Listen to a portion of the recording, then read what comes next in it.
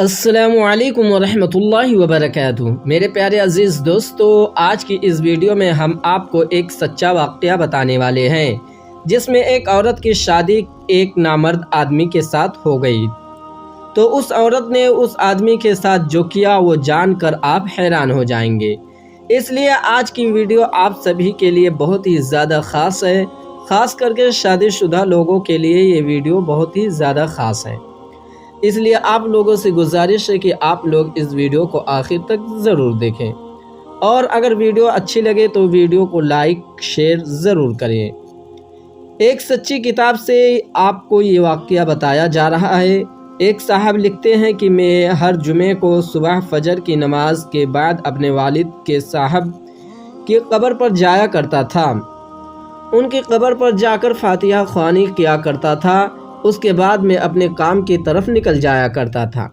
ایک بار ایسا ہوا کہ میں جمعہ کے دن صبح فجر کی نماز کے بعد نماز پڑھنے کے بعد قبرستان گیا۔ میں نے اپنا پہلا قدم رکھا تو بہت حیران اور پریشان ہو گیا، کیونکہ اس دن قبرستان سے ایسی خوشبو آ رہی تھی، ایسی خوشبو میں نے آج سے پہلے کبھی نہیں سونگھی تھی، اور نہ ہی ایسی مہک میں نے اس سے پہلے کبھی محسوس کی تھی۔ آج میں نے جس خوشبو کو قبرستان میں فیل کیا تھا، اس خوشبو نے مجھے بے چین کر دیا، کیونکہ وہ خوشبو کسی بھی طرح سے اس دنیا کی خوشبو نہیں لگ رہی تھی۔ اس کے بعد میں نے اپنے والد کی قبر پر پہنچا اور فاتحہ خوانی کرنے لگا۔ اس کے بعد میں نے دیکھا کہ میرے والد صاحب کی قبر سے کچھ ہی دور قبر بنی ہوئی ہے، اس پر بھی پھول اور چادر رکھی ہوئی ہے۔ اندازہ لگانا مشکل نہیں تھا کہ قبر 2 سے 3 دن پہلے تیار کی گئی تھی۔ اس کے بعد جب میں اپنے والد صاحب کی قبر سے فارغ ہوا تو میں واپس جانے لگا، تو میں نے سوچا کہ کیوں نہ اس نئی قبر میں دعائے مغفرت کی دعا مانگ لوں۔ اس قبر کی طرف چل پڑا، اس پر رحمتوں کی دعائیں کرنے لگا۔ اس کے دوران میں نے محسوس کیا کہ جو خوشبو میں نے قبرستان میں داخل ہوتے وقت محسوس کی تھی، وہ اسی قبرستان سے آ رہی ہے، وہ اسی قبر سے آ رہی تھی۔ میں نے اس مٹی کو اپنی مٹھی میں بھرا اور ایک دم حیران رہ گیا، کیونکہ اس قبر کی مٹی بہت ٹھنڈ تھی، جیسے کہ نمی ہو، لیکن وہ خشک تھی۔ اس لیے میں نے اس بات کو دیکھ کر بہت حیران ہوا کہ قبر کی مٹی کتنی ٹھنڈی ہے، لیکن نم ہے۔ میں نے مٹی وہاں رکھی اور اپنے ہاتھ صاف کر کے اپنا کام پر چلتا بنا۔ اس کے بعد میری دکان پر پہلا گاہک آیا۔ جب سامان مجھ سے مانگا تو میں نے اسے وہ سامان ایسے ہی دیا۔ جیسے اس نے سامان لیا تو وہ کہنے لگا، بھائی آج بڑے کمال کی خوشبو لگائی ہے۔ اس کی باتیں سن کر میں بہت حیران ہوا کہ ایسی خوشبو کیسی خوشبو ہے، کون سی خوشبو؟ میں نے تو کوئی خوشبو نہیں لگائی ہے۔ میری بات سن کر وہ کہنے لگا کہ تم مذاق کر رہے ہو، اب کے پاس سے بہت ہی اچھی خوشبو آ رہی ہے۔ تو یہ خوشبو اتنی اچھی ہے کہ میں نے آج سے پہلے ایسی خوشبو کبھی نہیں سونگھی تھی۔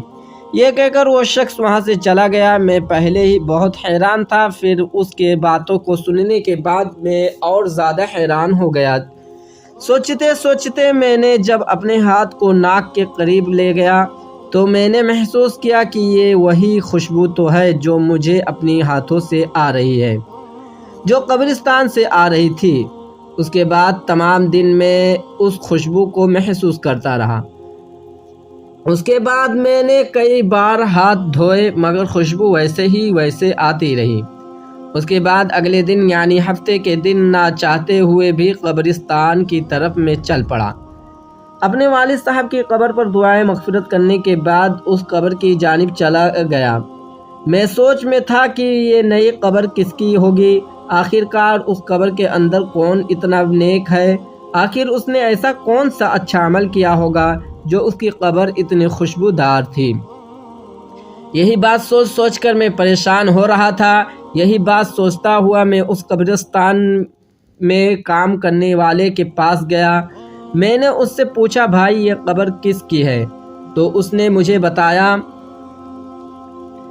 کہ صاحب یہ قبر ایک عورت کی ہے۔ یہ جان کر اور بھی زیادہ حیران ہو گیا میں، اور سوچنے لگا کہ بھلا اس کو اتنا شاندار مقام کیسے ملا ہوگا۔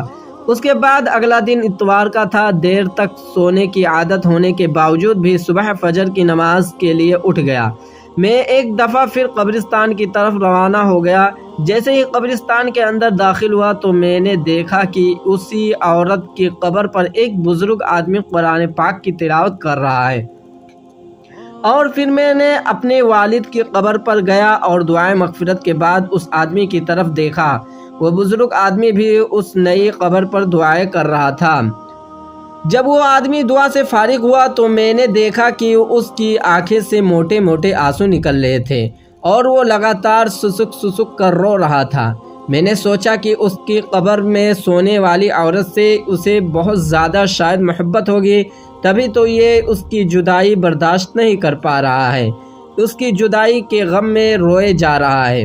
میں نے جب دیکھا کہ وہ بزرگ آدمی دعا سے فارغ ہو کر وہاں سے جانے لگا، جیسے ہی وہ واپس جانے لگا تو میں نے اس کو آواز لگائی کہ جناب ایک بات سنیے گا۔ میں نے اس سے کہا کہ اگر آپ برا نہ مانیں تو ایک بات پوچھ سکتا ہوں؟ اس نے کہا کہ جی آپ پوچھئے۔ اس میں برا ماننے والی کیا بات ہے؟ میں نے کہا کہ ابھی آپ جس قبر پر دعائیں مانگ رہے تھے یہ قبر اس کی ہی ہے۔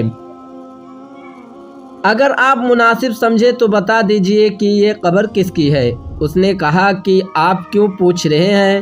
تو میں نے کہا کہ قبر سے آنے والی خوشبو نے مجھے بے چین کر دیا ہے اور اب مجھ سے رہا نہیں گیا۔ میں نے سوچا کہ آپ سے پوچھ لوں کیونکہ آپ اس قبر پر موجود ہیں اور زارو قطار رو رہے ہیں۔ قبر کی ایسی خوشبو میں نے آج تک کہیں پر بھی نہیں سونگھی تھی، کہیں پر دیکھی بھی نہیں۔ مجھے یہ خوشبو اس دنیا کی نہیں لگتی ہے۔ میں یہ جاننا چاہتا ہوں کہ صاحب قبر میں ایسا کون سا اچھا کام کیا کہ شاندار خوشبو سے نصیب ہوئی۔ یہ سن کر اس بزرگ نے ٹھنڈی آہیں لی اور پھر وہ کہنے لگے کہ یہ اس طرح کیوں نہ ہوگی، کیونکہ اس نے اللہ تبارک و تعالیٰ کو راضی ہی اس طرح کیا ہے۔ یہ بات سن کر میں کہنے لگا کہ میں بھی یہی جاننا چاہتا ہوں کہ ایسا کون سا عمل کیا ہے انہوں نے۔ تو پھر بزرگ کہنے لگے کہ یہ میری بیوی ہے، یہ میری بیوی کی قبر ہے۔ 30 سال کا ہمارا ساتھ رہا۔ میں 4 بہنوں کا اکلوتا بھائی ہوں اور میری ماں کو مجھے دلہا بنتے دیکھنے کا بہت زیادہ شوق تھا۔ جیسے ہی میں کچھ کرنے لگا تو انہوں نے میری بیگم کی تلاش کرنا شروع کر دی۔ پھر ایک لڑکی دیکھ کر میری شادی کروا دی۔ میری بہنوں اور میری ماں نے اپنی ارمان دل کھول کر پوری کی۔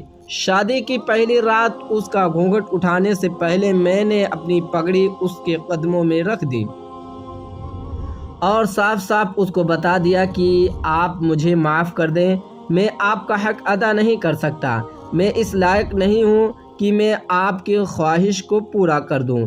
یعنی میں نے اس کو صاف صاف بتا دیا کہ میں ایک نامرد ہوں اور میں یہ شادی نہیں کرنا چاہتا تھا، مگر میں اپنی ماں اور بہنوں کی خوشی کی خاطر خود غرض بن گیا۔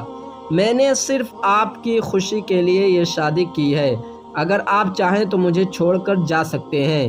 یہ سن کر میری بیوی نے میری پگڑی اٹھائی اور واپس میرے سر پر رکھ دی اور پھر کہنے لگی کہ آپ جس حالت میں بھی ہیں ہو، آپ میری ہیں، میرا نصیب ہے، مجھے اب آپ کے ساتھ ہی رہنا ہے۔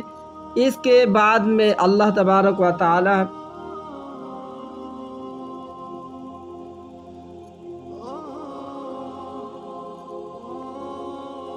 مگر میں اپنی ماں اور بہنوں کی خوشی کی خاطر خود غرض بن گیا۔ میں نے صرف آپ کی خوشی کے لیے یہ شادی کی ہے، اگر آپ چاہیں تو مجھے چھوڑ کر جا سکتے ہیں۔ یہ سن کر میری بیوی نے میری پگڑی اٹھائی اور واپس میرے سر پر رکھ دی اور پھر کہنے لگی کہ اب آپ جس حالت میں بھی ہوں، آپ میرے ہیں، میرا نصیب ہے، مجھے اب آپ کے ساتھ ہی رہنا ہے۔ اس کے بعد اللہ کی اس بندی کے ساتھ 30 سال کا وقت گزر گیا۔ اس عورت نے گھر والوں کی ہر کڑوی بات کو برداشت کیا، 5 ہونے کے بعد طعنے سنے، مگر میرا پردہ رکھا۔ یہ کہہ کر زور و قطار رونے لگا اور کہنے لگا کہ اللہ کیوں نہ اس کو اتنا نوازتا، 30 سال تک اس صورت میں میرا پردہ رکھا، 30 سال اس نے صبر کیا، اس پر اللہ نے اسے جنت کے باغوں میں سے ایک باغ عطا کیا ہے۔ ایسی عورت جو اپنے شوہر کی عزت کرتی ہے، اپنے شوہر کی قدر کرتی ہیں، اپنے شوہر کے خامیوں کو چھپاتی ہیں، ایسی عورت کا آخر میں بہت اونچا مقام ہوتا ہے۔ میرے پیارے عزیز دوستو، امید کرتے ہیں آپ کو یہ ویڈیو پسند آئی ہوگی۔ اگر آپ کو یہ ویڈیو پسند آئی ہے تو ویڈیو کو لائک شیئر ضرور کریں۔ انشاءاللہ پھر ملاقات ہوگی ایک اور نئی ویڈیو کے ساتھ، تب تک کے لیے اللہ حافظ۔ السلام علیکم ورحمۃ اللہ وبرکاتہ۔